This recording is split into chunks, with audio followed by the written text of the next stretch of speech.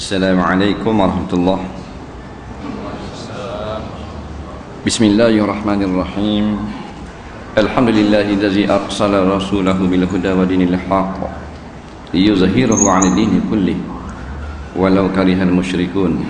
Nahmaduhu wa nasta'inuhu wa nastaghfiruh wa na'udzu bika min syururi anfusina wa min sayyiati a'malina. May yahdihillahu fala mudilla lahu wa may yudlilhu fala hadiya lahu.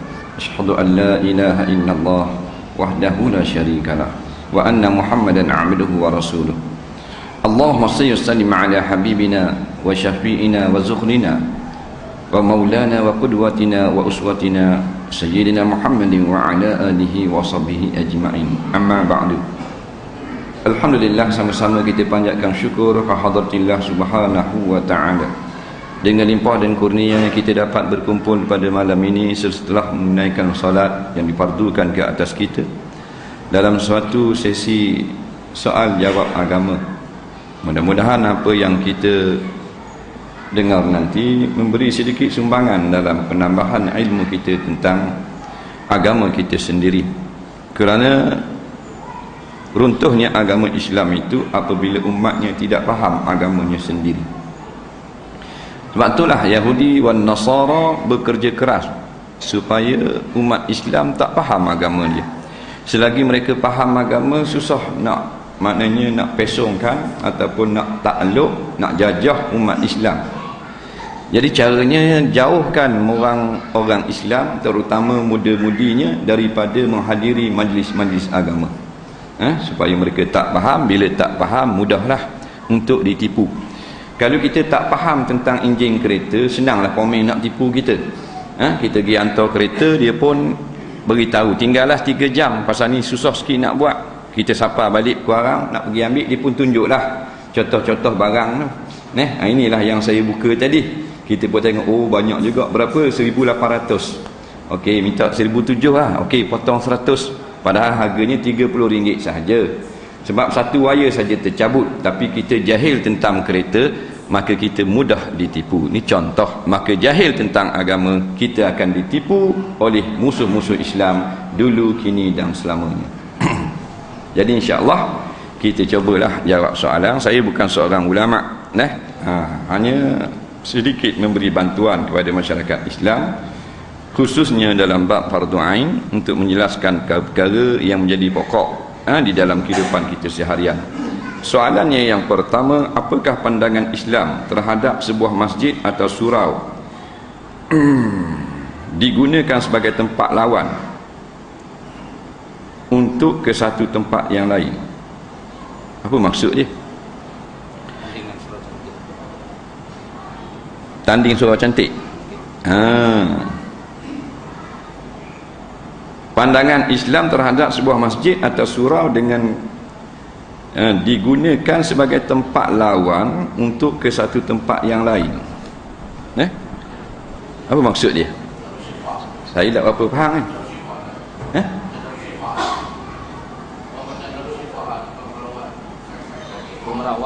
Rawatan. Tempat lawan, bukan tempat rawat. Tempat lawan Gusti. Apa maksud dia? Soalan tu biar jelas. Ya? Tempat rawatan.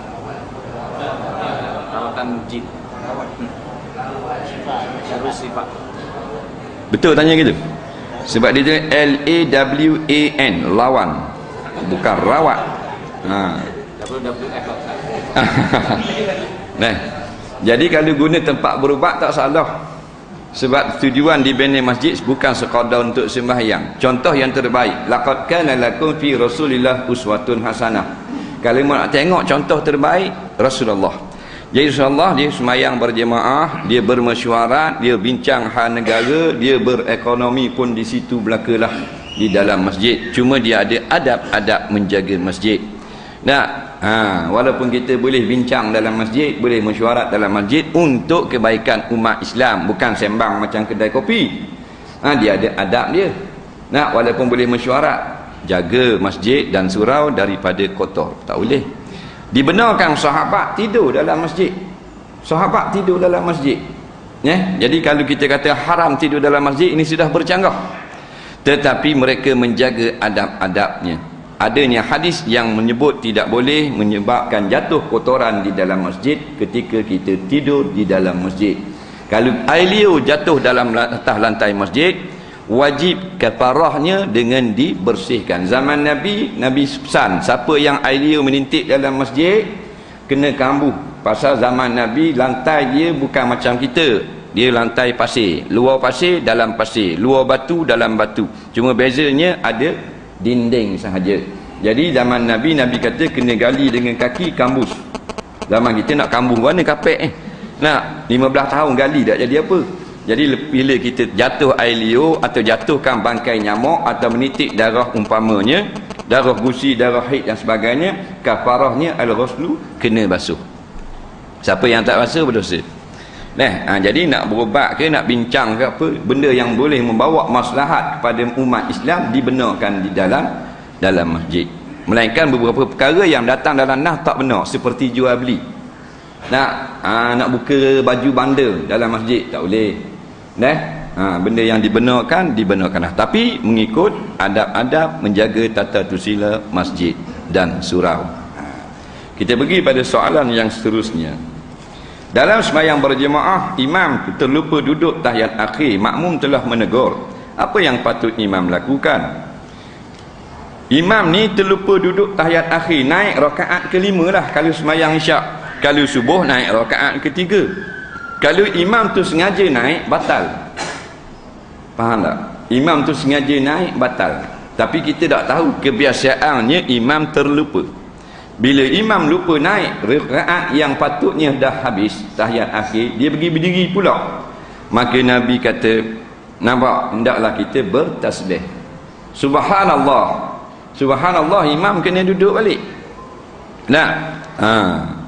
Jadi imam ni bila dengar subhanallah mesti kena duduk balik. Kerana dia sebenarnya telah ditegur oleh makmum-makmum. Kerana yang ramai biasanya lebih ingat daripada yang sedikit. Jadi aku tersalah ni, aku kena duduk balik.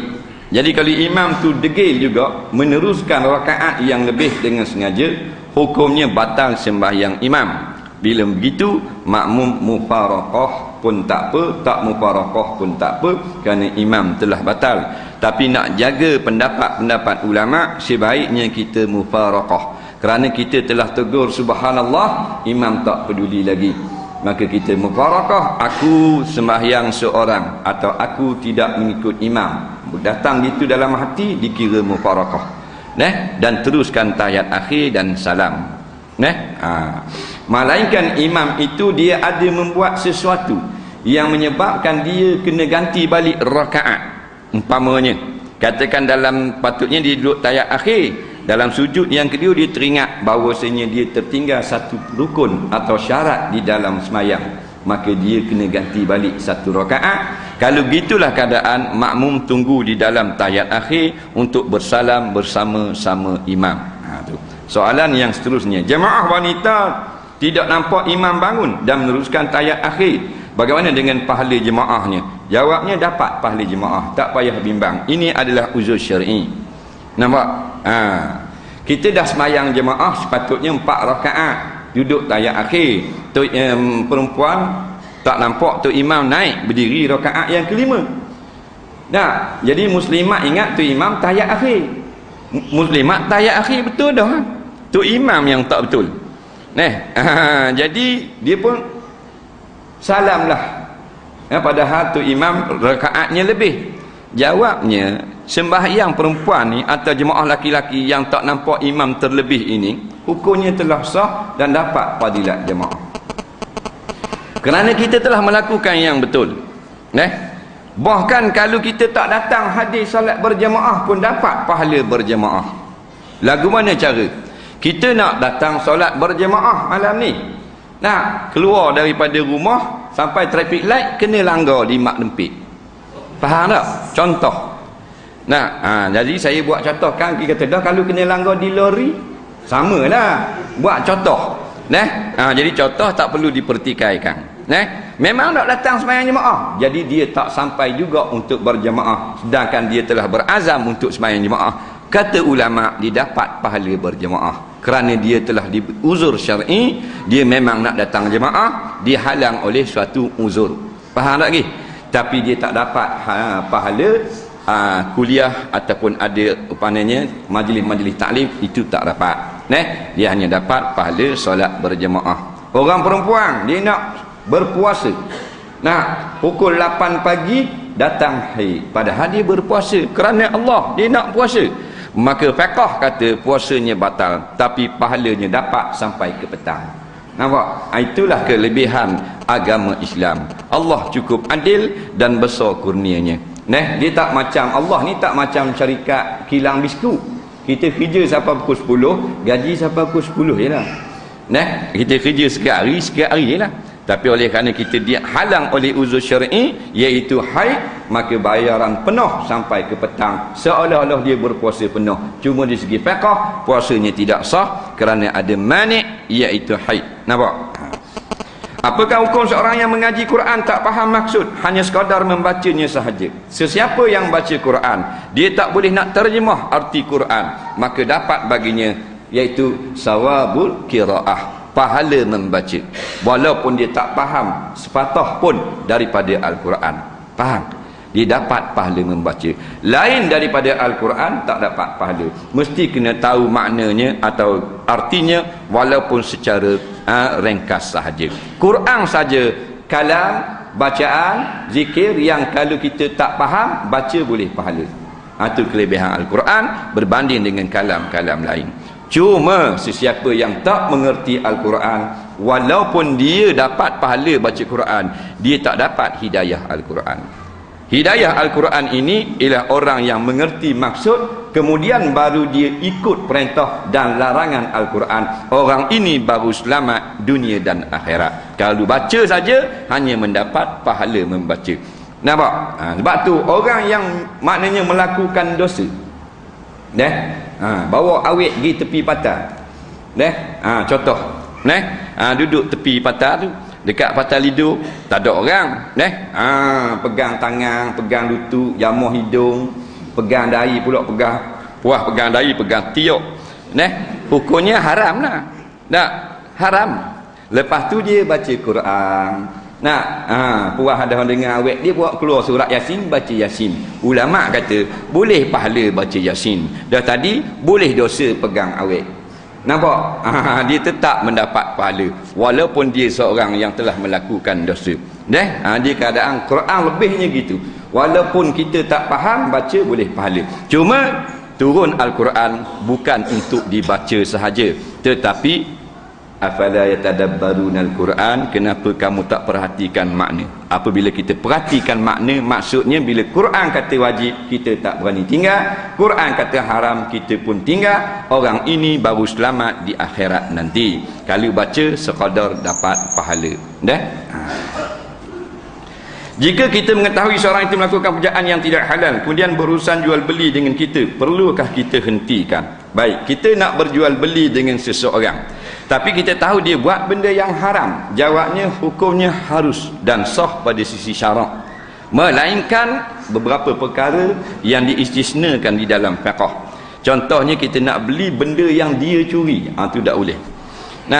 Kita tahu dah dicuri motor tu, dicuri motor, kita tengok dicuri motor, atau dia curi kasut, kita pun nak beli kasut tu, hukumnya haram.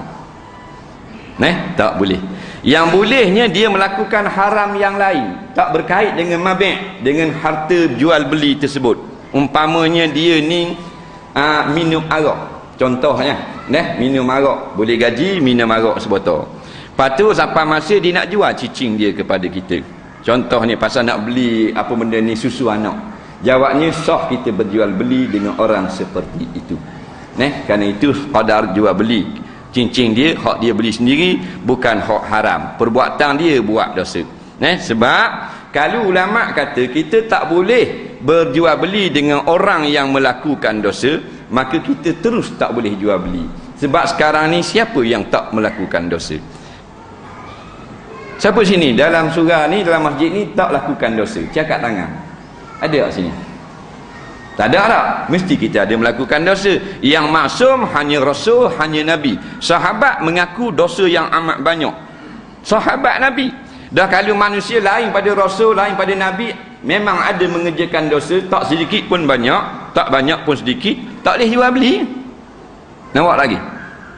Jadi boleh berurusan dengan orang yang melakukan yang haram. Cuma jangan kita beli kalau benda tu yang haram. Kalau dibuat dosa yang tak terlibat dengan jual beli itu sah pada segi syarak. Contohnya dia suka melihat benda yang haram. Dia suka lihat VCD lucah. Contoh Tok Bilal. Bukan sinilah, Tok Bilal lain. Umpamanya kita boleh beli tak pisang, dia tanam pisang, boleh dah tu dosa dia dengan Allah Subhanahu Wa Taala. Kalau gitu tak boleh kita jual beli dengan orang kafir. Boleh, tapi mabi' barang jualan jangan terlibat dengan perkara yang haram. Kalau terlibat perkara yang haram dengan ulama, dengan maulana, haram kita beli. Ulama tu dia tipu tanah anak saudara dia, nak jual ke kita, tak boleh beli. Tu lain, tu barang jualan tu haram. Soalan seterusnya, faham tak bahasa Terengganu? Kalau kita tak berti Johor, kalau Singapura boleh. Nahkoda yang bagaimana yang dituntut dalam Islam? Apakah peranan kita sebagai anak buah untuk memilih nahkoda agar selamat di dunia dan akhirat? Baik, nahkoda dia tanya, cerita bab kapal lah. Ke nahkoda mana? Ni yang tersurat ke yang tersirat? Kalau yang tersurat, nahkoda makna kapten kapal yang ada lesen kapal. Faham tak? Tapi mungkin ditanya pemimpin umat Islam. Pemimpin macam mana yang kita nak pilih? Tak payah, sebab kita diajar oleh Nabi dengan solat berjemaah. Dalam solat berjemaah itulah contoh sebuah negara. Tapi dah kita tak faham. Semayang jemaah 40 tahun pun tak faham. Sebenarnya imam mewakili pemimpin negara, dan kita makmum mewakili rakyat sebuah negara. Kalau imam semayang subuh 2 rakaat, kita tak boleh pecat tu imam tersebut. Betul tak?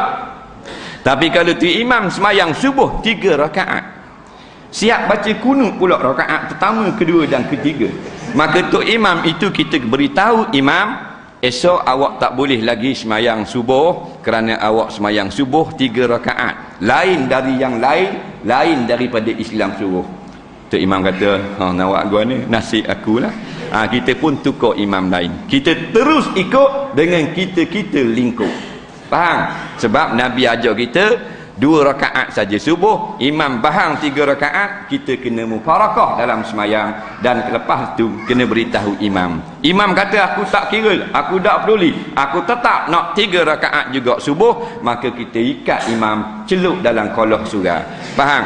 Tu cara dia. Maka selama mana pemimpin, orang-orang besar, menteri, raja, presiden, tak kira siapa pun dalam dunia ini, mereka taat kepada Allah, maka kita taat kepada mereka. Kalau mereka engkar pada perintah Allah, la ta'ata li makhluk fi maksiatil khaliq, tiada lagi boleh taat pada makhluk dalam perkara yang derhaka kepada Allah Subhanahu wa ta'ala. Jelas bukan jawapan saya, Rasulullah sebut hadis tu 1400 tahun dahulu.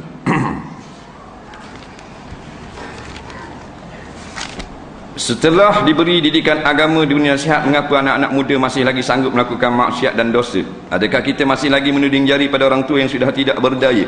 Minta pandangan nasihat ustaz, siapa perlu bertanggungjawab atas keruntuhan akhlak ini? 3 golongan akan ditanya di akhirat nanti tentang anak-anak. Yang pertama ibu bapa, yang kedua para guru, yang ketiga pemerintah. Anak itu datang daripada rumah. Ibu bapa mesti tarbiyah anaknya dengan tarbiyah Islamiah. Dia telah beri tarbiyah yang baik, anaknya tak ikut di luar rumah, dia terlepas tanggungjawab tersebut. Di luar rumah dia ada 2, dalam sekolah dan dalam kawasan pemerintah. Masuk dalam sekolah, guru-guru, cikgu-cikgu mesti memberi tarbiyah agama juga. Pesan benda ni haram, benda ni halal, benda ni tak boleh, benda ni boleh. Kalau mereka tak melaksanakan tanggungjawab ini, mereka akan menanggung segala kejadian-kejadian keruntuhan akhlak yang berlaku di sekolah. Nampak? Tapi kalau guru telah pesan, jangan mencuri, jangan buka tudung, jangan berkapa, jangan buat benda haram, jangan telang pi kuda, pi hubah, pi kambing, jangan. Budak tu buat juga, maka terlepas guru-guru. Yang paling teruk sekali di luar rumah adalah pemerintah. Nampak? Jika pemerintah menyediakan perkara yang haram kepada rakyat, rakyat jadi babah dengan macam-macam konsert, dengan macam-macam hiburan yang diharamkan dalam Islam. Ada kilang arak, ada macam-macam benda, dengan karaoke, dengan bar, dengan lounge, tempat menyanyi, tempat berjudi, tempat berzina dan sebagainya, taman-taman bunga yang menggalakkan tempat maksiat, mereka pasti akan ditanya di hadapan Allah. Kalau mereka tak lepas jawab, mereka akan diazab di dalam api neraka Allah. Nampak? Inilah 3 golongan yang akan bertanggungjawab. Tanggungjawab ni maknanya dia kena jawab soalan-soalan di akhirat nanti. Itu maksudnya. Jadi ini 3 golongan, bukan ibu bapa saja, cuma bermula daripada rumah. Saya mengagihkan zakat pendapatan saya pada fakir miskin tanpa kepada pihak yang berwajib. Apakah hukumnya? Saya jawab ni bukan atas peribadi, tapi atas jawapan ulama-ulama fiqh. Di antaranya almarhum Tuan Said Alwi Al-Haddad rahimahullahu ta'ala, bekas mufti besar negeri Johor tahun 59, asal ulama Aceh. Kerajaan Mas Johor, kematian mufti masa tu nak cerita 60 tahun dulu. Tidak ada ulama yang sanggup yang sampai taraf mufti, kerana mufti zaman dulu memang mufti sungguh, memang hebat sungguh. Jadi ada seorang ulama yang boleh ganti, tapi orang Indonesia, warga negara Aceh. Kerajaan Johor hantar surat 2 kali minta tolong datang duduk di sini jadi mufti Johor. Surat yang kedua baru diterima. Dia pun menjadi mufti yang sangat terkenal. Saya ada fatwa dia 7 jilid. Fatwa Mufti Johor tahun 59, 7 jilid. Lebih daripada 3,000 jawapan dan fatwa. Kalau kita orang Johor tak ada, Komang Sepana. Orang Terengganu famous lah kalau fatwa Mufti Johor, bukan hak ni, hak dulu bah.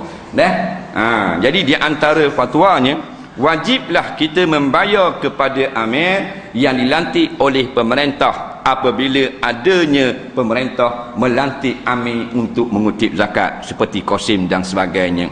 Kalau kita bayar sendiri kepada asnaf zakat, hukumnya sah, cuma kita berdosa kerana melanggar perintah ulil amri. Tetapi apabila diselewengkan zakat, tidak dibahagikan dengan betul, dikronikan pembahagian, maka pada ketika itu boleh kita bayar direct terus kepada asnaf zakat. Bukan jawapan saya, jawapan bekas mufti besar negeri Johor. Faham tak kita?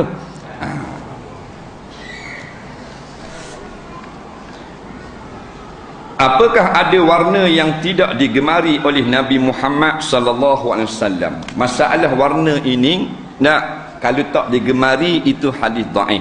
Yang hadis sahihnya hak Nabi paling gemar, iaitu warna putih. Ilbasu min siyabikumul bayat wa albisu wa kafinu fiha mautakum au kama qala. Banyaklah kamu, sukalah kamu, moleknya kalau kamu memakai pakaian warna putih, dan kapankan mayat-mayat kamu dengan kain berwarna putih.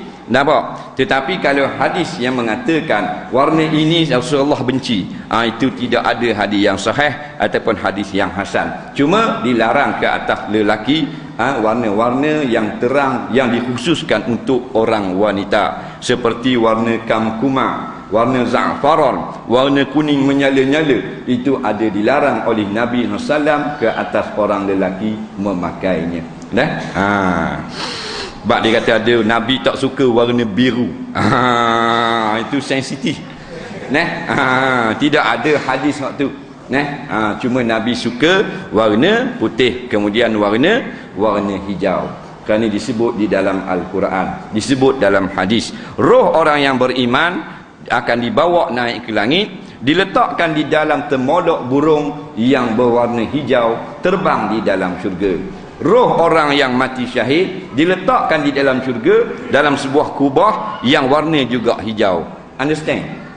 Faham tak apalah. Bukan kita kata, Nabi yang kata khadra makna hijau. Ada juga dia kata tengok tu tak ada sebut biru. Ada disebut dalam hadis, suatu hadis menyebut bahawasanya mata malaikat mungkar wa nakir warna seperti api yang biru. Nampak? Tu hak jenis bekeng-bekeng lah. Nama Nabi Muhammad disambung dengan SAW dan nama Nabi lain disambung dengan alaihi salam. Mengapa? Dia kata kalau sebut nama Nabi Muhammad sallallahu alaihi wasallam, tapi sebut nama Nabi yang lain alaihi salam. Nampak? Jawabnya, tidak ada pun sebarang hadis yang menetapkan bahawasanya wajib kita kata sallallahu alaihi wasallam. Nah, untuk Nabi Muhammad, dan tak ada hadis pun yang mengatakan kita hanya perlu sebut alaihi salam untuk nabi-nabi yang lain. Cuma menjadi amalan kita. Nah, kerana ulama-ulama menunjukkan kelebihannya Nabi akhir zaman. Dia adalah sayyid pada segala anbiya, sayyidul anbiya wal mursalin, penghulu segala nabi, penghulu segala rasul, maka dilebihkan ke atas Nabi sallallahu alaihi wasallam. Maksudnya telah selawat Allah atasnya dan memberi salam sejahtera. Orang tanya pada Imam Nawawi, tidak salah kita kata pada nabi lain. Umpama kita dengar Nabi Yusuf sallallahu alaihi wasallam, tak salah pun. Tak ada ulama yang kata haram, cuma telah menjadi kebiasaan kita saja. Macam ulama lah. Nah, bila kita dengar nama Imam Syafi'i, sunat kita kata rahimahullahu taala. Bila dengar nama sahabat, sunat kita kata radhiyallahu anhu. Ulama menjawab, nama ulama pun kita boleh sebut radhiyallahu anhu. Cuma nak lebihkan darjat ulama sahabat daripada darjat ulama yang lain, maka disebut dengan radhiyallahu anhu, dan lain daripada itu ulama-ulama rahimahullahu taala. Kalau kita buat terbalik pun tak salah, kerana dua-dua tu lafaz adalah memuliakan semata-mata. Faham? Apa maksud sallallahu alaihi wasallam? Sebut tadi sallallahu alaihi wasallam. Salla, telah menselawat Allahu atas Nabi, alaihi wasallam atas Nabi, dan memberi sejahtera. Alaihi salam. Alaihi salam maknanya bila sebut Nabi Yusuf, atasnya keselamatan. Kerana selawat ni sebut di dalam Quran kena pada Nabi Muhammad sallallahu alaihi wasallam. Padahal Nabi itu ramai. Nah, ya ayyuhallazina amanu sallu alaihi wasallimu taslima. Dak sallu, selawatkan kamu. Maksudnya. Cuma jagalah jangan terbalik. Ada orang dia terbalik. Dia baca Allahumma salli ala Muhammad wa ala alihi wa sahbihi wasallam. Ini terbalik. Ingat, kalau salli wasallim, kalau sallallahu wasallam, fi'il madhi dengan fi'il madhi, fi'il amar. Allahumma salli fi'lun amri. Nah, fi'il amar kalau orang mengaji ilmu Arab. Allahumma salli wa sallim. Tu baru belaga, baru mutabaqah. Kalau wa sallallahu ala Muhammad wa sallam. Salla fi'il madhi, sallama fi'il madhi. Soalan seterusnya, istilah unisex pada kasut dan baju, adakah kita boleh guna pakai? Jawabnya, boleh pakai kasut tersebut. Cuma lapas itu yang tak sedap kita dengar. Nampak? Unisex, union sex. Maknanya persatuan seks. Nampak? Jadi macam-macam lah agenda Yahudi Nasara ini. Nak meresahkan perkara yang tidak baik dalam dunia umat Islam. Jadi kalau kita nak pakai, tak salah. Benda tu duduk dalam saja. Melainkan nama-nama yang mulia, nama Allah, nama apa, haram lah, wajib kita bakar kasut tu. Tapi bunyinya tak molek. Benda-benda yang tak molek ni sebaiknya kita tinggalkan. Kepada benda yang molek. Walaupun hukum fiqh halal kita pakai kasut tu selagi tidak dibuat daripada perkara yang haram. Sebab banyak sekarang ni dijerat umat Islam dengan pakaian. Minat Liverpool punya pasal sanggup kasbek duduk atas dada. Hukumnya haram dan dosa besar. Haram kerana dipakai pakaian yang pakaian yang maknanya apa benda ni yang diiktiraf sebagai syiar benda yang haram. Kasbek ni nama jenis haram. Syiar dia kita tolong iklan pula. Tolong iklan waktu dosa besar. Sepatutnya kita memusuhi apa yang dimusuhi oleh Allah. Allah sangat memusuhi arak. Nabi benci kepada arak. Tapi kita sayang kepada arak, maka hukumnya jadilah kita buat satu perkara yang haram, berdosa besar. Kalau kita kata tak apa, tak haram, jadi kafir, na'udzubillah. Sebab ijma' ulama, siapa yang haram kita pakai syiar-syiar orang kafir pada pakaian kita. Jadi kalau ada tu baku api lah. Kalau sayang sangat, tak mau bakar pasal beli mahal 160, buat kesak kaki. Banyak ni pelik-pelik. Pakai jersey Brazil, lambang salib dekat dada, hukumnya haram. Kebanyakan jersey daripada Brazil menggunakan lambang salib sebagai logo kelab. Begitu juga dengan Portugal dan Sepanyol. Mereka ni 3 buah negara yang paling banyak kelab-kelab mereka logo kelabnya menggunakan lambang salib. Itu bukan kebetulan, itu memang salib. Hukumnya haram. Banyak lagi. Islam tak kata pakai jersey bola haram.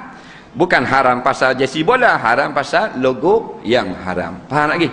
Jadi banyak lagi kelab-kelab yang tak haram pakai. Johor FC tak ada salib tau. Boleh pakai, tak ada apa-apa. Tok Imam boleh pakai. Tapi jangan buat semayang Tok Imam. Jersey bola balik awal.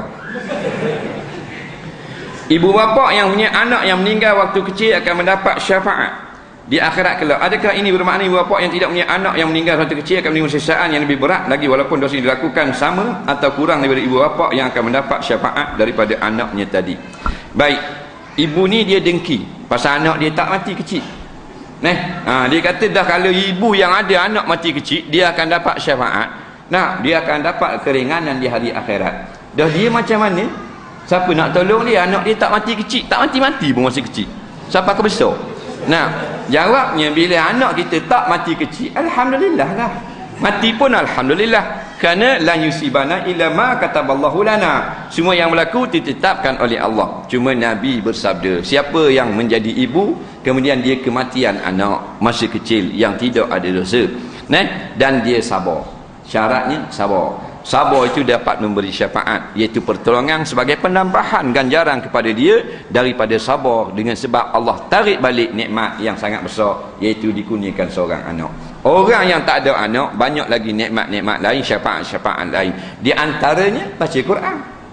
Nabi kata iqra'ul Quran fa innahu innal Qur'ana ya'ti yaumil qiyamah syafi'an li sahibihi aw kama qala. Bacalah Quran kerana Quran itu akan datang pada kiamat memberi syafaat kepada orang yang membaca. Jadi banyak benda lagi kita boleh buat. Seorang laki-laki dia kata, "Ya Rasulullah, sedaplah orang kaya boleh derma, boleh sedekah, boleh infak, boleh apa. Kami puak-puak miskin ni, puak-puak rumah PPRT, kalau siap dapat wang isang, nak derma lagu mana? Nak dapat pahala banyak?" Nabi kata boleh. Musbuk subhanallah, alhamdulillah dan seumpamanya. Menyamai juga pahala orang kaya yang bersedekah. Jadi banyak cara kita nak dapat syurga jannah Allah. Iaitulah dengan mengamalkan taat-taat, kebajikan, amalan baik yang begitu banyak bertambun-tambun yang ditinggalkan kepada kita oleh Nabi SAW. Ustaz, umur saya 9 tahun. Saya hafal Quran. Boleh tak bagi tip? Boleh tak bagi tip untuk hafal Quran? Dia 9 tahun, dia hafal Quran. Lepas tu dia suruh saya bagi tip nak hafal Quran. Dia hafal dah, tapi nak suruh kita bagi tip. Mungkinlah dia nak kuatkan hafalan dan sebagainya. Jawabnya, kita ni bukan hafiz. Tapi sekurang-kurangnya boleh bagi. Kita kena banyak tadarus mengulang-ulangkan. Mengulang-ulang. Dia benda kebajikan ni sama dengan benda lara. Benda lara ni dia kena praktis. Kalau penyanyi tu dia dapat satu lagu baru, lirik baru. Kerana dia akan menyanyi malam ni. Adakah dia tengok sekali tu malam ni dia boleh nyanyi? Tak boleh lah, memang letang pukang habis. Maknanya dia kena hafal. Berulang-ulang. Barulah dia boleh menyanyi malam ni, tak payah pakai kertas.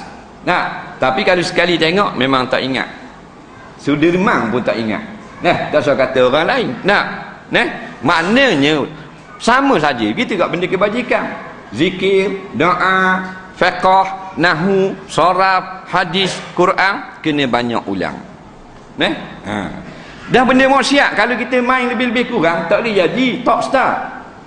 Nak jadi penyanyi yang terkenal mesti tekung, betul tak?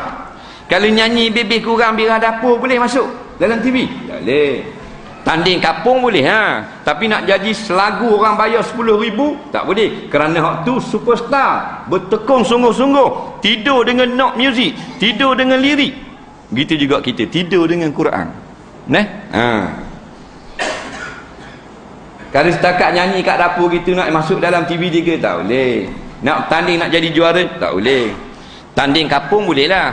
Johan hadiah susu Cak Junjung 3 tank. Tu boleh. Pasal apa? Tak bersungguh mana.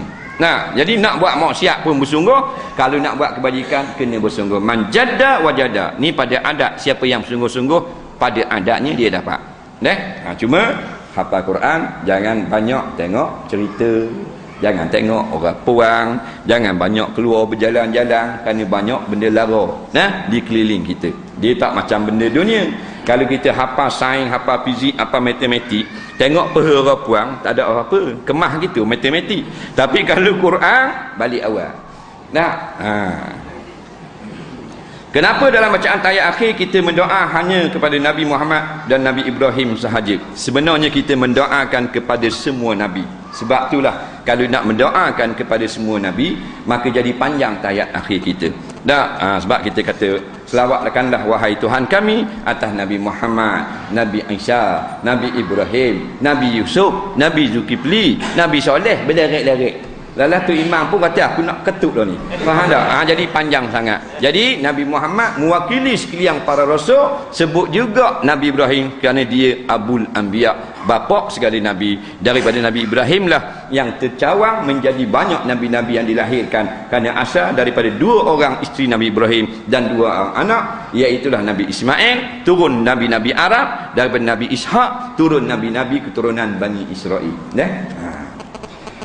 Adakah sutung, ketam dan udang itu tidak boleh dimakan bagi orang yang menghafaz Al-Quran? Jawabnya tidak benar. Tetapi kalau benda-benda yang biasanya dari segi adat-adat lah, kajian dari segi jasmani saja, bukan nas, benda-benda yang ada bisa, biasa mereka menghurangkan hafalan. Begitu juga benda-benda yang terlampau masam dan sebagainya. Sebab benda-benda seafood ni dia sebenarnya dia bisa. Dia ada bahan kimia yang tinggi. Kajian daripada jasmani bukan rohani. Rohani lain perkara maksiat. Bagi orang hafal Quran, kajian dari segi jasmani, dari segi keluaran sahaja, zahiriyah.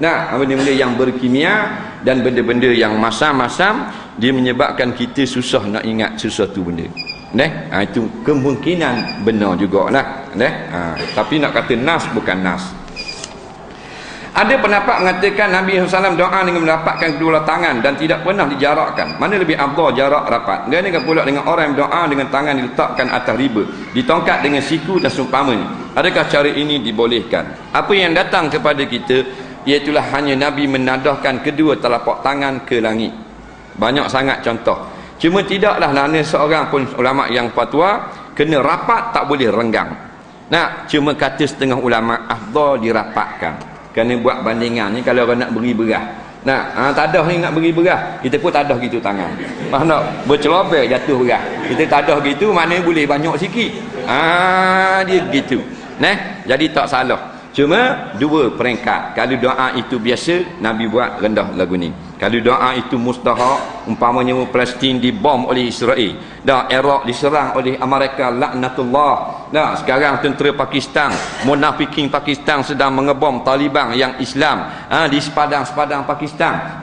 Kita akad doa tinggi. Dia gitu Nabi ajar kita. Tapi kalau hak jenis letak atas peha gini atau gitu saja, hak tu maknanya dia tidak bersemangat sebenarnya. Tak haram pun, cuma tak semangat. Ya Allah, ya Tuhanku, nak beri sudah, tak mau beri pun sudah lah. Mana gitu saja.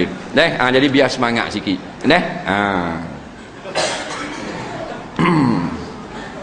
Bagaimana pula dengan orang berdoa mimpi kehadiran wanita tak dikenali mengakibatkan keluar mani? Siapa tanya ni? Power juga ni orang Al-Husna ni. Dia mimpi awet, orang puang, lepas tu keluar mani. Ni JK ni.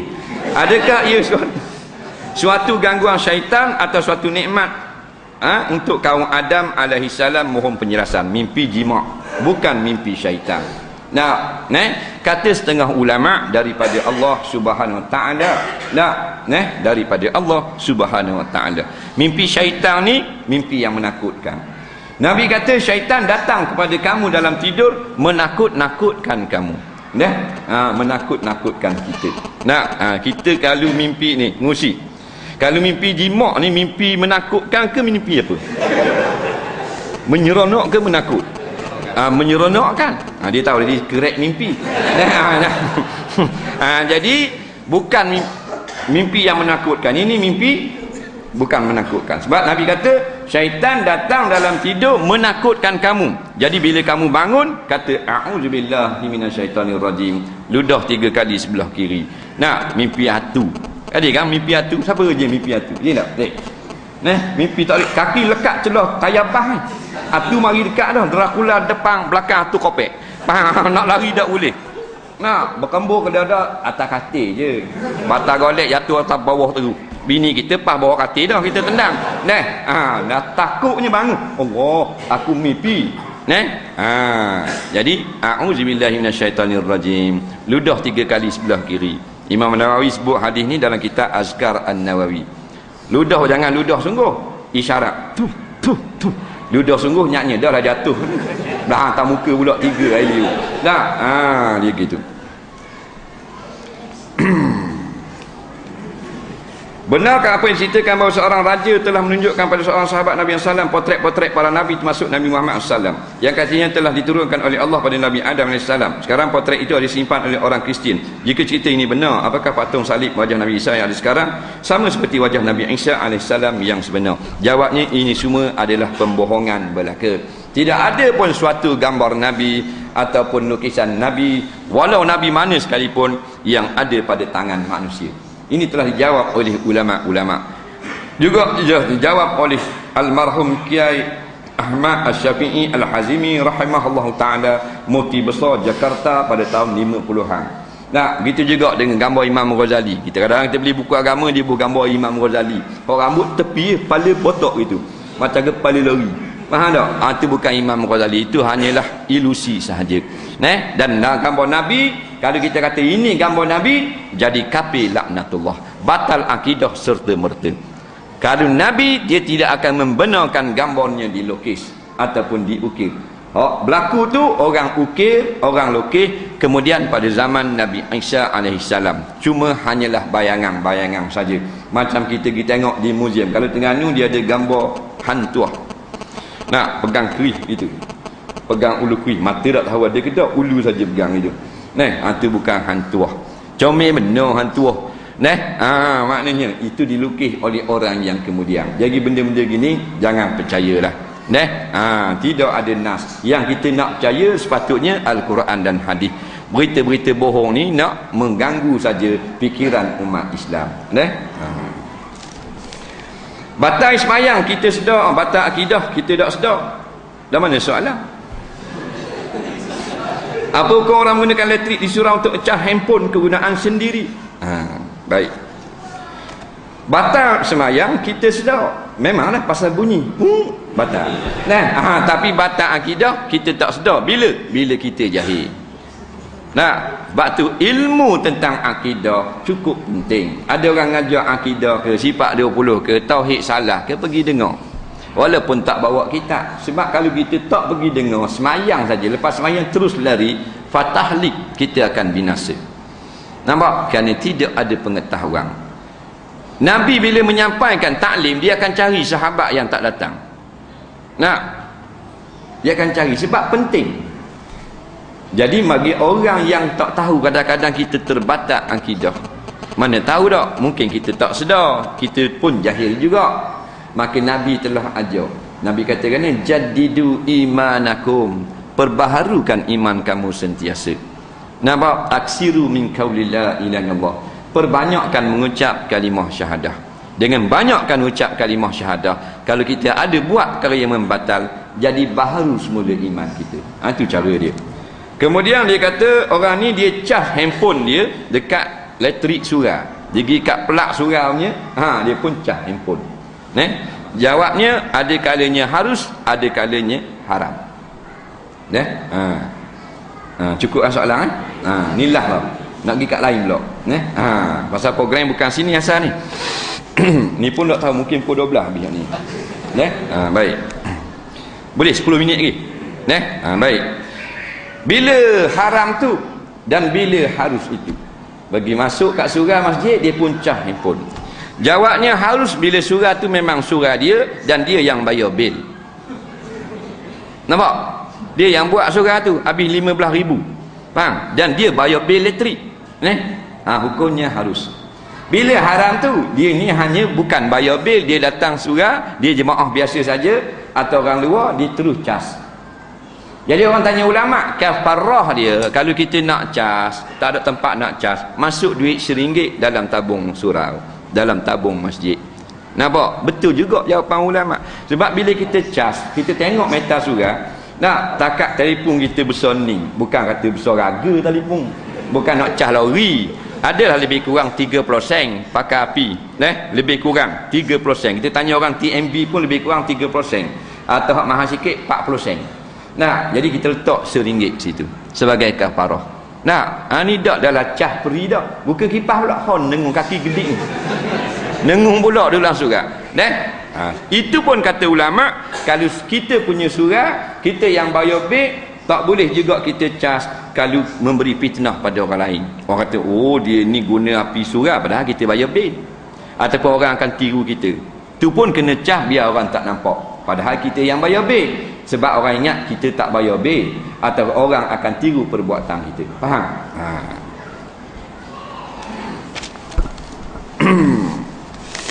Saya membuka sebuah kelas Quran dengan menyewa sebuah kedai. Selang berapa bulan kemudian, ada penyewa lain membuka sebuah pub dan minuman keras sebelah kedai saya.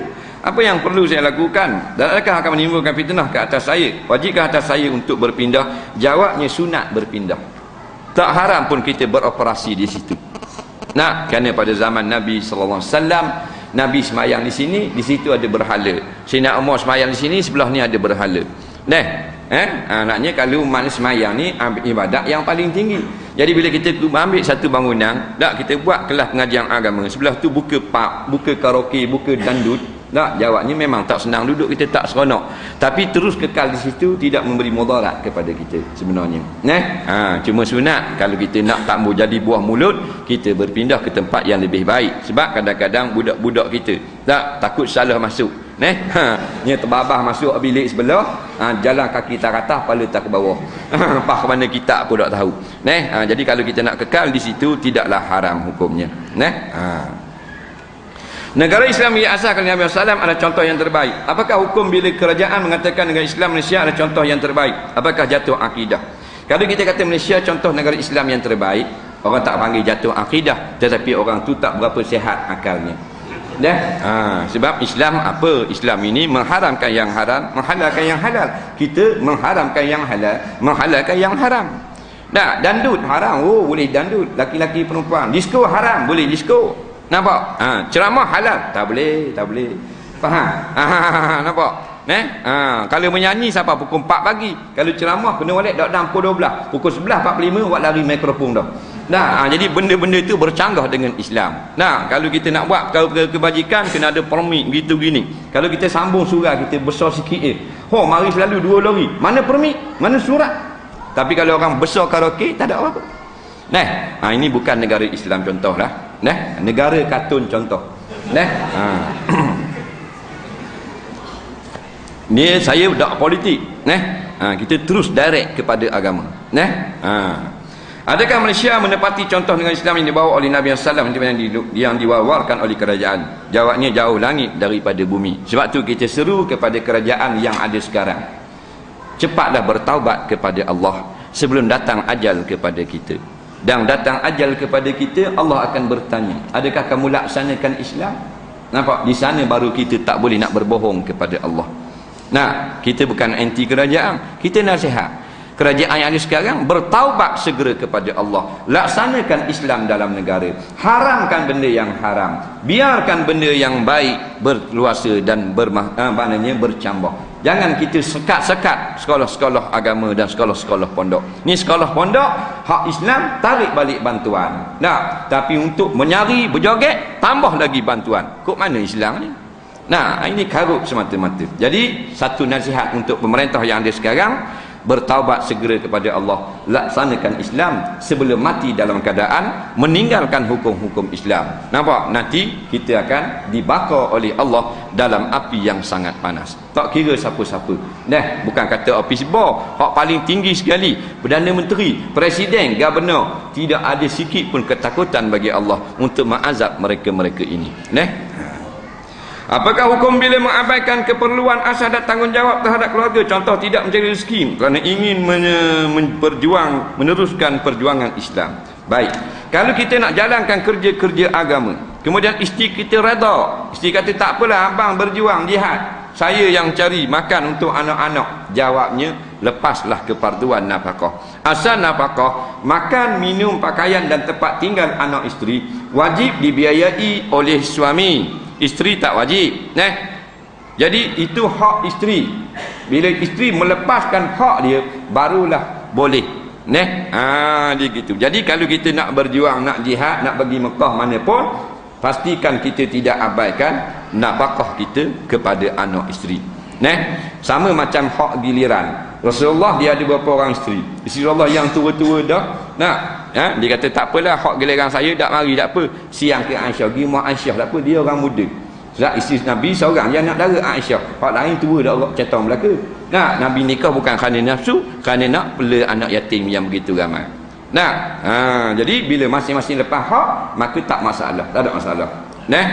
Jadi kita nak pergi berjuang mana-mana, jangan abaikan tanggungjawab. Kita ada banyak hak dengan Allah, hak dengan Islam, hak dengan jiran, hak dengan anak, hak dengan masyarakat, hak dengan suami isteri. Jadi kita tunaikan hak, tak ada masalah. Tapi kalau masing-masing tuan punya hak lepaskan, tak ada apa. Kita hutang dengan dalah RM10,000. Dalah kata tak payah bayar lah. Aku lepaskan hutang, wajib bayar? Tak wajib bayar, dah dosa kita tak bayar. Berdosa tak? Dak lah, pasal dalah kata aku halal dah. Patut kalau yang kata tak baik yang dosa, tu tiga suku tu. Mu tak ada kena-kena dengan mu pasal dalah tu orang punya hutang, kata tak payah bayar. Begitu juga kita nak tengok dulu keluarga ni macam mana. Isteri dia lepaskan hak nafkah, isteri dia redha halal, tak ada masalah. Apa yang perlu dilakukan kat atas saudara laki-laki yang tidak mahu tanah pusaka diparaidkan? Jawabnya, wajib diparaidkan. Kerana harta tu harta orang ramai. Dua beradik kata nak jual rumah tu, masing-masing bagi duit. Baik. Abang hak sulung kata tak mau jual, ini harta ayah. Mana boleh gitu? Cuma dalam fiqh kata kalau kita sayang sangat rumah pusaka, tak mau dijual, maka kita kira nilai rumah dan tanah itu. Bila kita nilaikan, katakan RM100,000, maka kita bayarlah berapa hak dalam RM100,000 ni, kita berapa, orang ni berapa, orang ni berapa. Okey, orang ni adik kita dapat RM25,000. Kita bayar dia RM25,000. Orang ni pula adik laki-laki RM50,000. Bayar. Adik perempuan aku bagi dah RM25,000. Adik laki-laki RM50,000. Maka rumah tu jadi hak kita. Kerana kita bayar nilai tersebut kepada orang yang berhak. Nampak lagi? Dia tak bolehnya aku tak mau jual, tak boleh jual, tak mau jual. Harta orang, mana boleh? Pusaka itulah yang dibahagikan. Kalau hak bukan pusaka, nak bahagi buat benda. Jadi ramai berlaku kes macam tu. Dia kata tak buat, tak baik jual, haram jual dan sebagainya. Pusaka itulah maksudnya diparaidkan. Kalau kita sayang sangat rumah mak kita mati dah, kita duduk situ, kita beli rumah tu, bayar hak tu kepada adik-beradik kita yang lain. Baik. Apakah hukumnya saya mengikuti kelas Quran yang diajar oleh guru yang pandai tajwid, tartil, taranum tetapi menghina ulama? Jawabnya, pergilah cari ilmu ulama-ulama atau guru yang lain. Kerana menghina ulama ini, mereka ini menghina para nabi. Kerana ulama warasatul anbiya. Tak boleh hina ulama-ulama. Ulama jahat tu lain, tapi kalau menghina ulama, sekarang banyak orang hina ulama. Ini semua ni daripada ajaran Yahudi Nasara yang diracuni fikiran Islam, membenci ulama. Sebab tu dalam paper, dalam TV keluar benda-benda yang merangsang supaya kita memperprotes ulama, mempertikaikan ulama, memandang ringan ulama, macam-macam cara. Akhirnya sekarang ramai orang Islam bila sebut ulama, ulama apalah, tak ada boleh kira lah. Nampak? Tak boleh ikut ulama, macam-macam. Tak betul lah, macam-macam. Akhirnya kita sendiri benci pada ulama. Dan mana lagi payung kita nak berteduh? Jadi orang yang benci ulama, dia benci Nabi sebenarnya. Kerana ulama ni waris, dia ambil tugas para Nabi. Dia gitu. Mengapa dalam surah 55 dalam Quran, surah Ar-Rahman banyak kali diulang ayat, maka nikmat Tuhan kamu yang mana yang kamu dustakan? Fa bi ayyi ala'i rabbikuma tukazziban. Berulang-ulang kali. Apakah hikmatnya? Kerana ini adalah satu perkara yang besar. Nikmat yang ada pada kita begitu banyak, tetapi manusia yang sekarang cukup-cukup kufur nikmat. Asal turun kepada orang kafir, tapi kafir turut kepada orang Islam. Kerana orang Islam kafir di situ, maknanya engkar nikmat. Kita tengok di sekeliling kita orang Islam, Tuhan beri benda. Nah, dengan harta, dengan bini, dengan anak, dengan apa, banyaknya Tuhan beri, dengan sehat dan sebagainya. Nak orang di Malaysia sehat, tubuh badan senang lenang. Nah, tapi kenapa? Semayang maghrib kat Danggabe, jom heboh. Tak semayang terus, cukup besar. Nikmat mana lagi yang nak engkarkan? Semua Tuhan beri. Langit di atas, bumi di bawah, sejuk udara ni. Ni oksigen ni siapa punya? Kementerian Kesihatan buat? Bukan. Allah Ta'ala yang punya. Ikan dalam laut tu, kita pergi tangkap ikan.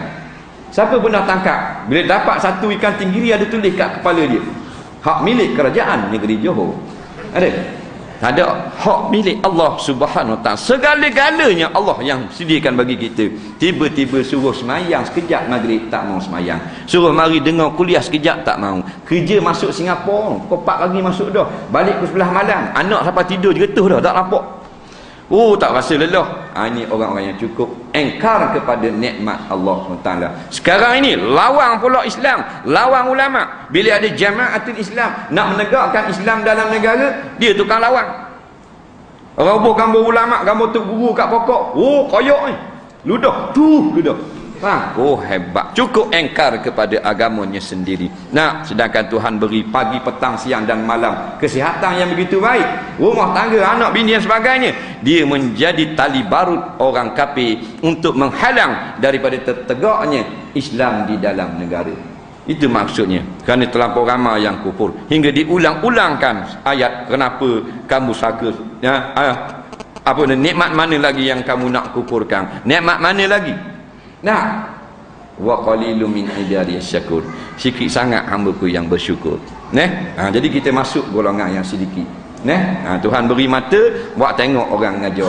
Tuhan beri telinga buat dengar hadis. Tuhan beri mulut buat cakap dengan zikir dan ayat Quran. Tuhan beri kaki melangkah ke tempat yang halal.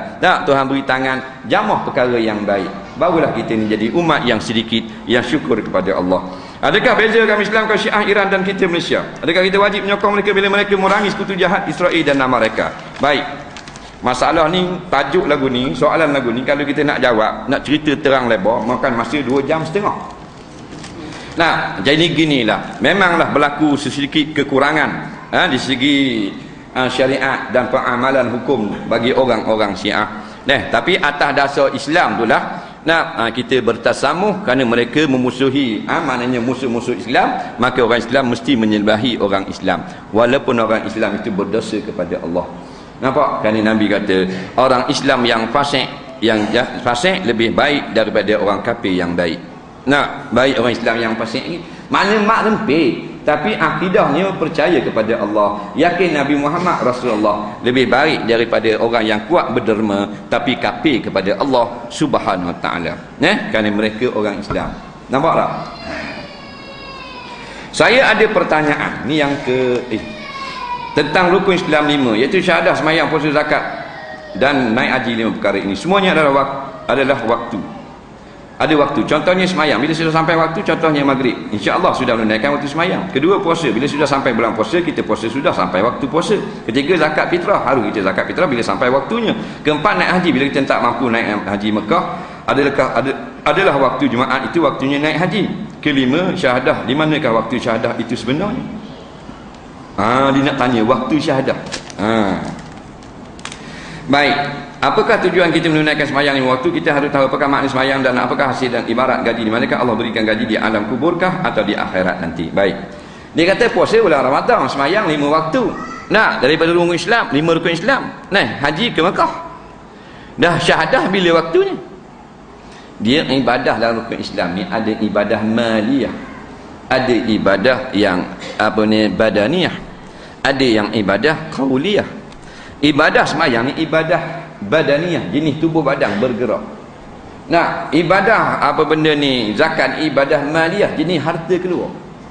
Ibadah syahadah ini adalah sebagai tonggak bagi 4 lagi rukun. Dia hanya menjadi asas.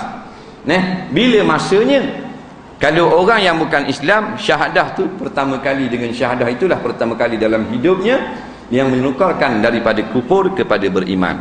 Dah kita orang yang syahadah dah, bila masa nak syahadah? Tak ada masa syahadah. Cuma kita sentiasa mengulang-ulangkan syahadah di dalam sembahyang kita.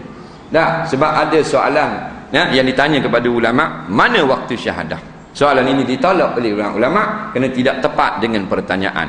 Mana waktu? Dia tidak berkait dengan waktu. Nampak? Syahadah dia tak ada waktu. Kalau sembahyang dia ada waktu. Tapi kalau kita derma, tak ada waktu. Bila-bila masa kita boleh berderma.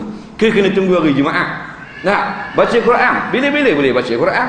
Nak sembahyang subuh, lepas asar tak boleh.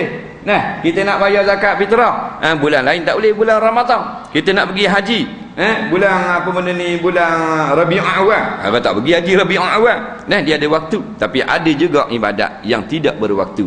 Bila masa kita ke lapangan, kita bersyahadah. Macam hadis yang kita baca tadi, kalau kita orang Islam dah, jaddidu imanakum, sentiasa kita bersyahadah. Mudah-mudahan dia sentiasa jadi baharu iman kita. Soalan seterusnya, apakah manusia dikira semayang sehari semalam tapi dia masih dengki, takabur dan sombong, apakah manusia itu boleh masuk syurga? Nabi sebut dalam satu hadis, tak masuk dalam syurga orang yang ada besar sawi, butir sawi, perasaan sombong. Baik.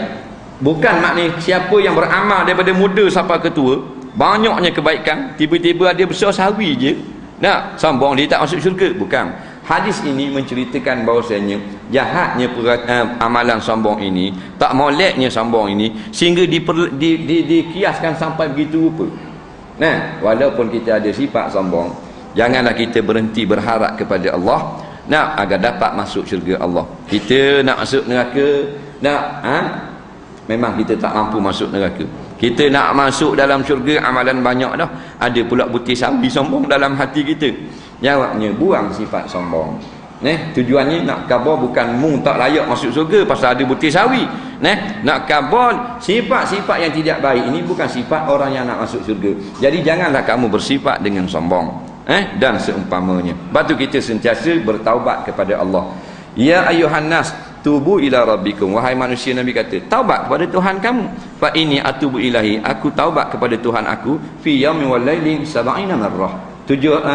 Tiap-tiap sehari semalam 70 kali. Kata ulama, kita istighfar 70 kali. Lepas bangun tidur, nampak 10 kali. Lepas subuh 10 kali. Jadi tiap-tiap waktu 50 kali lah. Bangun tidur 10, 60, nak tidur 10, 70 kali sehari. Mudah-mudahan Tuhan ampunkan dosa kita. Apa tujuan kita semayang 5 waktu bila Tuhan nak bayar gaji semayang kita? Jawabnya, amalan-amalan ni dibalas pada hari akhirat nanti. Amalan semayang dibalas di akhirat nanti. Cuma disebut di dalam hadis, sembahyang itu datang di dalam kubur kita. Datang serupa orang yang sangat cantik. Ni hadis. Kita tanya, siapa kamu wahai pemuda yang sangat cantik, handsome? Jawab, ini semayang kamu. Akulah semayang kamu. Itu juga sebenarnya merupakan balasan, kerana akhirat bermula dengan kematian. Cuma balasan yang sempurna di hari akhirat nanti. Nampak? Itu balasan yang sempurna. Sebab itu dipanggil hari akhirat yaumul jaza, hari balas yang sebenarnya. Dalam kubur bukan sebenar. Balas dah tak sebenar. Azab dah tidak sehebat di akhirat nanti. Ustaz, apa perbezaan kataan syirik dengan kafir? Ada setengah pandangan mengatakan kita tak boleh menghukum seorang itu kafir secara sewenang. Minta dijelaskan. Syirik makna menyekutukan Allah. Kafir engkar kepada Allah. Dia ada benda yang berbeza. Kadang-kadang orang kafir itulah orang yang syirik, dan kadang-kadang orang syirik itu adalah orang yang kafir. Ada kala kafir itu tidak bermakna batas syahadah, seperti kafir pada nikmat, kufur nikmat. Dia duk rasa dia hebat, dia banyak duit dan sebagainya. Akhirnya dia larang. Tu tak kafir tu, orang panggil kufur nikmat. Tak sedar itu bantuan daripada Allah. Tak jadi kafir, kufur nikmat. Dia kata memang ada orang kata kita tak boleh hukum orang kafir sewenang-wenang. Memang benar lah. Tak boleh mudah-mudah. Sebab kafir ni membatalkan akidah orang. Tapi bila dah isbat benda yang kafir, baru boleh kita kata. Kita tengok orang tu sembah berhala. Boleh kata tak kafir? Boleh kata lah. Yang tak boleh kata ni kita tengok orang tu kawan dengan orang kafir. Oh, kafir dah dia, kawan orang kafir. Tak boleh. Jadi semena-mena gitu. Tapi kalau orang sembah berhala, boleh kata tak? Boleh kata lah. Macam orang curi. Nah, dia lalu ke rumah kita, malam dia lalu ke rumah kita, dia nengung biar pagar. Boleh kata tak orang curi? Boleh tak? Tak boleh, tak ada bukti lagi. Nah, boleh kata orang ni nak buat benda, boleh. Tapi kalau kita tengok malam, kita nak bangun kecing, buka tikar, tengok orang tu baru turun pada rumah sebelah. Bawa barang seguni waktu turun dengan sekul lebar. Orang curi tak? Boleh tak kita panggil orang curi? Boleh tak? Ada orang kata tak boleh. Yang sebenarnya boleh. Sebab dia telah pun melakukan pencurian. Baru boleh kata orang curi. Ada pula orang bodoh dia kata, dia boleh kata ustaz orang curi. Sebab apa? Takut bila-bila dia tak curi kan. Kita kata ni orang ni kafir ni, melakukan. Pasal apa mu kata kafir? Pasal dia hina Quran. Dia kata kalau jalan hukuman hudud, maka jadi mundur negara. Ulama semua fatwa jadi kafir. Kita pun kata jadi kafir. Dia kata ustaz tak betul, tak boleh kata jadi kafir. Sebab apa? Takut bila-bila dia taubat. Dulu bila-bila baru kita tak kata. Sekarang ni dia telah melakukan perkataan yang kufur, kita kata kufur. Nah, kita juga dengan orang curi. Sekarang dia telah mencuri, kita kata orang curi lah. Dia nak panggil orang kampung, nak panggil mana? Orang kampung ni ada orang tak tahu lagi curi kedok ni, takut bila-bila taubat. Nak kata gitu? Orang kata gila babi dah orang ni. Dah, orang curi lah dulu. Bila-bila dah keluar penjara dah baik dah, tak boleh kata orang curi. Faham lagi? Apa hukum wanita yang datang haid dalam masjid surau? Ada setengah pendapat mengatakan bahawa wanita haid boleh duduk dalam surau saja, tapi tak boleh duduk dalam masjid. Jawabnya, hak sepakat ulama dalam masjid tak boleh. Yang berlaku khilaf dalam surau. Faham? Dalam surau berlaku khilaf. Ini jawapan ulama-ulama. Cuma kita nak ihtiyat, dalam surau pun kita tak duduk juga. Menghormati pendapat mengatakan surau juga adalah masjid. Tapi ada ulama fiqh yang mengatakan bila orang tu niat buat surau, tak niat buat masjid, tak jadi masjid. Nah, bab nak niat nak masjid, mengenai kata aku jadikan bangunan ini sebagai masjid kerana Allah, baru jadi masjid. Jadi kalau surau tak hukum macam masjid. Ini berlaku khilaf di kalangan ulama. Sebab apa? Sebab Nabi tak tinggalkan nas yang jelas, yang soreh dalam masalah ini. Maka ulama beristihad. Imam Hanbali nampak lain, Imam Hanafi fatwa lain, Imam Syafi'i fatwa lain. Ini semua ni rahmat bagi kita. Kadang-kadang kita rasa marah terhadap seorang. Contoh, seorang isteri masih marah terhadap suami, tapi isteri tidak meluahkan kemarahan tersebut secara terang, namun dalam hatinya dia bersumpah-sumpah suami. Apa hukum perbuatan tersebut? Jawabnya, kalau kita marah di dalam hati, hukumnya tidak mengapa. Kerana kita ini nak jadikan oleh Allah sebagai manusia yang ada sifat marah. Cuma Nabi kata marah itu tahan dalam hati, jangan keluarkan. Kita terjemah pada mulut jadi maki hamung, jangan terjemah dengan kaki tangan jadi sepak terajang, melainkan pada tempat yang boleh. Sumpama dalam peperangan, mempertahankan maruah Rasulullah, mempertahankan Islam, itu lainlah. Itu kita terjemahkan marah dengan tindakan. Tapi kalau perkara nafsu seperti ini, sajalah. Tak ada orang yang tak ada sifat nak marah dalam hati. Itu malaikat je lah, ataupun tiang api, TMB. Kita manusia mesti ada nak marah, cuma tahan. Tahan lagu tu. Ada juga sebab suami bukan semuanya betul. Kita minta pitih nak beli beg tangan baru, bukan mahal sangat, 19 riyal. Dia kata ada pitih, dia ada sampai petang spoiler baru, 650. Jadi tak sedap juga berasa nak marah. Jadi nak marah suami jadi derhaka. Marah dalam hati sudahlah. Bagaimana cara membersihkan hati daripada perbuatan tersebut? Kalau kita nak marah sangat, tak boleh nak tu, maka kita ambil wuduk, jadi reda. Kalau nak jenis nak buang sama-sama, kita kena ingatlah, kita marah, Allah marah. Siapa lebih hebat marahnya? Allah tentu lebih hebat marahnya. Maka kita lazimkan dengan hilmi, iaitu mengurangkan sifat marah. Nak buang langsung dicela oleh ulama, kerana kita simpan kat sifat marah. Kerana ada kala kita kena marah. Tengok anak kita pakai luar pendek, kita kena marah. Tengok anak kita pergi pasar minggu beli jagung bakar, tak pakai tudung, hak tu kita kena marah. Jadi kalau tak ada marah langsung, sentiasa lemah lembut, tak marah langsung, jadi tak masuk oleh umat Rasulullah sallallahu alaihi wasallam. Sebenarnya kita tahu sekarang ubat dan kosmetik bahan terkandung dalamnya seperti ekstrak haiwan, contoh cacing tanah dan lintah. Apa hukum memakainya ketika solat? Jawabnya, kalau benda itu najis, tak, hukumnya memang membatalkan sembahyang kita. Kerana syarat sah sembahyang suci daripada najis. Sebab itulah ulama yang fatwakan harus produk-produk cacing, produk-produk lintah ini ialah hanya untuk kegunaan luar tubuh, dan bila kita nak sembahyang wajib kena basuh produk-produk tersebut biar tanggal. Kalau hak jenis makan memang haram kerana lintah benda khabisat. Allah haramkan dalam Quran al-khabisat, benda-benda yang keji seperti itu. Jika kita makan kemudian orang yang tidak solat, adakah kita makan makanan syubhat? Jawabnya tidak. Cuma sunat kita makan orang-orang yang takut kepada Allah. La ta'kulu ta'ama illa ta'amal muttaqin. Jangan kamu makan satu makanan melainkan makanan orang yang takut kepada Allah. Tapi kalau kita makan makanan orang yang tidak semayang tapi makanan itu halal pada syarak.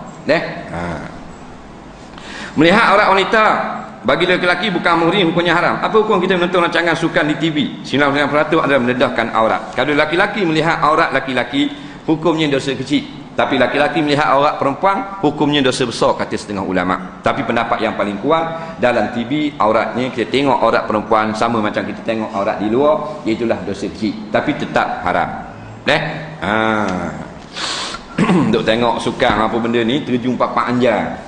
Orang puan. Buka tengok TV 2 musabaqah. Tak sedap musabaqah. Nak Afrika pula baca qiraat lain. Buka TV 3 peserta daripada Australia. Pada papan 7.8 meter akan meluat 2.5 somersault. Molek-molek ada. Masuk spek Tok Bilal. Orang dia ada. Benda-benda lagu tu memanglah orang lelaki dah, orang puan terjun. Siapa tak minat tengok? Minat juga, tapi kita tahan jelah. Wali pun minat orang puan pasal kita jenis Tuhan beri sifat minat orang puan. Tapi tahan jelah dengan ilmu, dengan takwa, dengan iman dan sebagainya. Kalau terjun pakai kana tak tengok. Pakai luar cek tu. Dua kecek sini boh purung 2 teh. Dum ke jum. Tu iman negak tu. Minta pandangan ustaz tentang pembayar cukai pendapatan. Bila seorang meniaga melakukan zakat perniagaan dan beri zakat tersebut terus kepada asnaf. Asnaf sebagai individu tidak melakukan resit resmi yang boleh dijadikan bukti untuk serah pada jabatan hasil. Adakah cara yang lebih sesuai untuk peniaga tersebut tidak perlu lagi membayar pada jabatan hasil kerana bila tidak membayar akan dikenakan tindakan oleh kerajaan? Adakah lebih baik bayar pada jabatan agama yang melakukan resit atau terus dibayar kepada asnaf? Jawabnya, kalau kita nak tolak juga daripada jabatan hasil, mesti kita kena ada resit. Tidak berlaku masalah. Jadi kita pilih sendirilah. Kalau kita tak mau tolak, tak apa, kita beri kepada asnaf. Jadi kalau kita nak diri juga kepada amir, carilah amir-amir yang biasanya rekod-rekod lepas mereka dibahagikan dengan betul.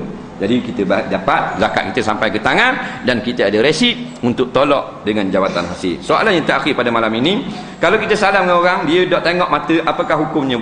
Boh, dipanggil kita boh ni. Siapa dia tak tahu ni? Kita bukan boh, kita second boh. Boh isteri rumah lah, boh. Baik. Kata ulama, sunat kita memandang mata orang. Ini jawapan daripada seorang ulama di dalam tanah Melayu yang saya lupa namanya. Cuma dikira urus setempat. Urus setempat ni bila kita pandang muka orang, tandanya kita hormat kepada seseorang. Mereka kita tak sempat, kita seorang je salam, orang lain penuh depan. 500-600 orang nak tengok orang ni. Allah tangan yang nampak. Jadi kalau dalam keadaan biasa, hendaklah kita tengok mata orang atau tengok muka dia. Jadi tengok tengok lain itu menunjukkan maknanya sombong. Jadi urus kata orang ni orang sombong, tak baik bersalam seperti itu. Betul ke tak Dajjal keluar bila nak kiamat? Seorang ustaz kata Dajjal ni ada dah duduk bawah tembok Cina. Ya ke tak ustaz? Ya ke tak? Tanya ustaz tu kan. Tak apa tanya aku pula. Jadi sebut di dalam hadis yang sahih, Dajjal akan keluar pada akhir zaman untuk menyesatkan manusia. Mereka orang yang selamatkan oleh Allah. Jadi Nabi tak suruh kita periksa Dajjal tu duduk mana, bawah tembok ke, dekat KLCC ke. Bukan kerja kita. Kerja kita, sediakan kita dengan iman dan takwa, amal yang baik yang banyak. Itulah penahanan dan perisai kita daripada Dajjal nanti. Soalan seterusnya, dah kata Imam Mahdi keluar agak masa nak kiamat? Ya ke tak? Jawabnya benar, disebut dalam hadis sahih. Siapa sebenarnya Imam Mahdi? Nanti keluar kita tanya dia. Disebut dalam hadis, gitu sajalah keluar Imam Mahdi daripada keturunan aku yang bernama Muhammad. Tak perlu kita mengaku tok guru kita ke siapa-siapa Imam Mahdi, dan tak payah kita nak cek bila tahun keluar, kita nak calculate, tak payah. Kita amalkan dengan sunnah Rasulullah. Siapa yang jaga sunnah, yang ikut perintah Nabi, keluar Imam Mahdi, dia akan ikut Imam Mahdi. Keluar Dajjal, dia akan lari daripada Dajjal. Penyediaan kita adalah ketaatan kita sekarang. Turun Nabi Isa menyuruh seorang sahabat, itu Urwah bin Mas'ud. Ya ke tak ustaz? Confuse juga ni. Jawabnya tidak. Kerana tentang turunnya Nabi Isa, hadis-hadis yang sahih hanya ada 3 atau 4 lafaz sahaja. Semuanya tidak sebut nama rupanya. Ini hadis dhaif. Jadi ini masalah akidah, kita yakin dengan Al-Quran dan hadis yang sahih saja, iaitu turun Nabi Isa yang akan menjadi pemimpin umat Islam di akhir zaman. Nah, disitulah masanya akan membatalkan ajaran Kristian. Ada buku khabar isteri Nabi ada 9 dan 11. Hak mana hak sahih? Pendapat yang paling sahih ada 11. Kalau kita tengok doa orang lalu depan kita, setengah ustaz khabar doa afdal sebab sama macam kita lalu depan orang salat. Boleh rayak sikit tak bah? Jawabnya yang datang nas, kita tak boleh lintah depan orang semayang, tapi boleh lintah orang yang berdoa. Cuma sunat kita tak lintah depan orang yang berdoa, melainkan depan sedikit daripadanya. Tapi kalau lintah orang yang dalam semayang, hukumnya haram. Hak ni makruh sahaja. Apa hukum kita salam dengan orang kafir? Salam lagu mana? Salam tangan. Jawabnya harus pada syarak. Jangan laki puang sudahlah. Tangan dia tak menjadi najis. Nah, tapi kalau salam dengan tangan Tok Imam, tangan Tok Imam ada tiap ayam, memang jadi tangan kita. Kalau orang kafir sedekah masjid, boleh tak kita ambil? Jawabnya boleh ambil. Tapi sebaiknya gunalah perkara-perkara yang bukan kita nak sujud kepadanya. Boleh tak beli almari belakang-belakang tu? Tak ada masalah. Kalau orang kafir minta sedekah, boleh ke tak kita beri? Jawabnya boleh. Cuma afdal beri orang yang beriman dulu. Ada setengah ustaz khabar kita nak balik daripada kubur, dia suruh genggam tanah dan baca tanah kami datang daripada tanah kami kembalikan, dibalingkan ke atas kubur. Betul ke tak ustaz? Jawabnya betul. Ini amalan sahabat Nabi radhiyallahu anhum. Minha khalaqnakum. Lepas. Wa fiha nu'idukum. Lepas. Wa minha nukhrijukum taratan ukhra. Lepas. Bukan orang tua, hak sahabat Nabi radhiyallahu anhum. Bilakah dikatakan makmum masbuk? Adakah habis imam baca Fatihah atau dah baca surah? Jawabnya, orang yang masbuk, orang yang tak sempat nak perabi Fatihah semasa imam diri. Itulah tanda masbuk. Kita tahu dah Allah melihat apa yang kita buat. Ada 2 malaikat sebelah kita. Soalan ustaz, masa kita jimat dengan isteri kita, adakah pun dilihat oleh malaikat? Memanglah kita ini doa dah masuk, dak baca doa dah masa nak buat tu. Rasa malu pula ke ustaz? Boleh ustaz khabar sikit? Jawabnya, nak malu apa orang tak nampak? Yang kita malu ni duduk cokoh tepi katil kita tu. Cokoh tu imam buat benda. Baru kita malu. Tapi malaikat kita tak nampak dia. Jadi tak perlu rasa malu apa-apa. Cuma sunat kita bertudung. Kalau kita berada besar berjunuk, lepas tu kita kerat rambut, adakah rambut itu kena buat mandi sekali lagi? Kau anda kita nak mandi rambut. Kalau kita rasa nak mandi, dengan ketang-ketang rutin kita mandi. Tapi hukumnya tidak disuruh oleh ulama-ulama. Mengikut pandangan ustaz sekarang banyak kumpulan tabligh, kalau ada ceramah agama dia tak mau dengar. Walhal dia guna pandangan ustaz juga. Dia ajak orang keluar dakwah, kita ikut sunnah Nabi, tapi bini dia tak pakai tudung. Bila keluar rumah, guna ni molek kedok tabligh ke ni ustaz? Jawabnya bukan. Ini masalah bahagian-bahagian, bukan masalah daripada usul. Nampak? Bukan maulana dia pesan kalau ada orang ngajar mu lari jangan dengar, tapi amalan setengah daripada jemaah. Gitu juga orang pah gitu juga. Tak nak ceramah dia pergi sangat, tapi tak orang ngajar dia tembak lagi. Ada juga pasal gitu. Jadi tak boleh nak kata-mengata. Ambillah benda yang kurang itu bukan sebagai nak menghentam satu-satu, nak merobohkan satu-satu jemaah, tapi sebagai satu kritik yang membina. Jadi masing-masing dia ada kekurangan. Perbetulkan masing-masing. Sebab tu kalau kita kata masing-masing kalau bersatu, lama dah orang kafir akan tewas. Tapi kita ni ambil benda-benda yang kecil, kita nak hentam, nak meruntuhkan jemaah. Patut perbetulkan jemaah. Bukan kita nak anti jemaah. Sebab tu saya sebut masalah setengah-setengah jemaah tabligh. Bila kita mari ngajar, ada ustaz ngajar, dia duduk luar makan-makan. Itu bukan ajaran daripada jemaah yang sebenarnya. Mereka tidak hormat langsung pada majlis ilmu. Ini memang haram. Orang pernah tanya Maulana Muhammad Ilyas ketika beliau mengerjakan haji di Mekah, apa hukum belajar agama, apa hukum hadir ke kuliah-kuliah agama? Mereka mengatakan wajib. Maulana Muhammad Ilyas, Maulana Syekh Zakaria, dia pun belajar kitab Nahu. Kitab Nahu macam Jurumiyah. Syekh Maulana Muhammad Ilyas mengaji kitab apa benda ni, syarah apa benda ni Ibnu Aqil. Maknanya mereka ini ahli mengaji ilmu. Tapi setengah jemaah tabligh ni atau jemaah-jemaah lain, mereka ni tak suka majlis-majlis ilmu. Ini yang melemahkan mereka. Jadi ini kena perbetulkan semula. Terima kasih banyak-banyak kerana jawab. Jadi habislah jawab. InsyaAllah saya ada program kat lain juga. InsyaAllah kita bertemu lain kali. Mudah-mudahan Tuhan beri rahmat dan kasih sayang dengan majlis yang kita adakan pada malam ini. Allah manfa'na bima 'allamtana wa 'allimna bima yanfa'una. Rabbana zidna 'ilma. Rabbana atina fid dunya hasanah fil akhirati hasanah wa qina azabannar. Wa sallallahu sayyidina Muhammadin wa ala alihi wa sahbihi wasallam. Walhamdulillahi rabbil alamin. Assalamualaikum warahmatullahi. Boleh komat satu.